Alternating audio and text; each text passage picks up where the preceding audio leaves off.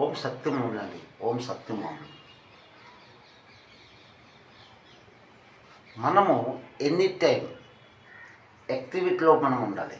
Yes, మన చేతులు మన కాళ్ళు పనులు చేస్తూ ఉండాలి. అప్పుడే మనం స్వస్థముగా ఆరోగ్యముగా ఉంటాము.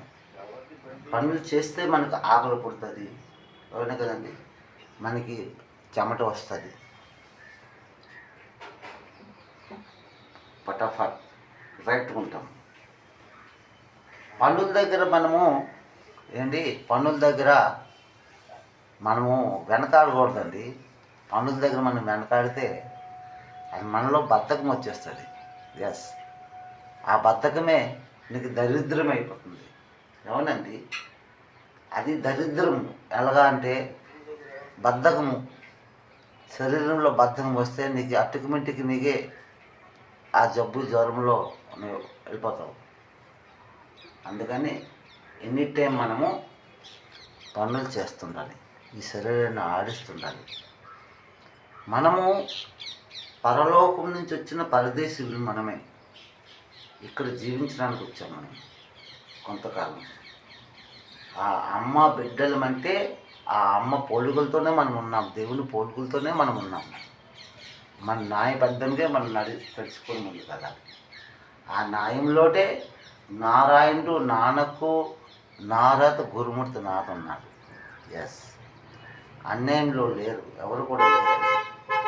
అన్యాయంలో నువ్వు కోట్లు సంపాదించవచ్చు, కాకపోతే అది నీకు తృప్తే. ఆ అన్యాయం అమ్మకు నువ్వు మోసం చేసినట్లే. అవునండి, న్యాయబద్ధముగా ఉంటే నీకు ఆ స్వర్గంలోకం, పరలోకం, ఆనందలోకములో కుసి. న్యాయబద్ధంగా నువ్వు సంపాదించలేకపోతే లేదు. అన్యాయంగా నీకు డబ్బులు వస్తున్నావంటే, అన్యాయంగా నీకు డబ్బులు వస్తున్నాయి అనుకుని అన్యాయం చేసుకుంటే అది నీకే మోసం. ఎస్, మరి ఇంకా కలియుగం లేదు, ఓం సత్యుగంలో వచ్చాము.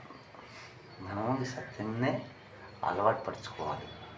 ఈ సత్యంనే మనము మన బిడ్డలకి నేర్పించాలి. కల్పించిన మాటలు నేర్పించకండి, అది మీకే వ్యతిరేకం అవుతుంది. ఓం సత్యమో ఓం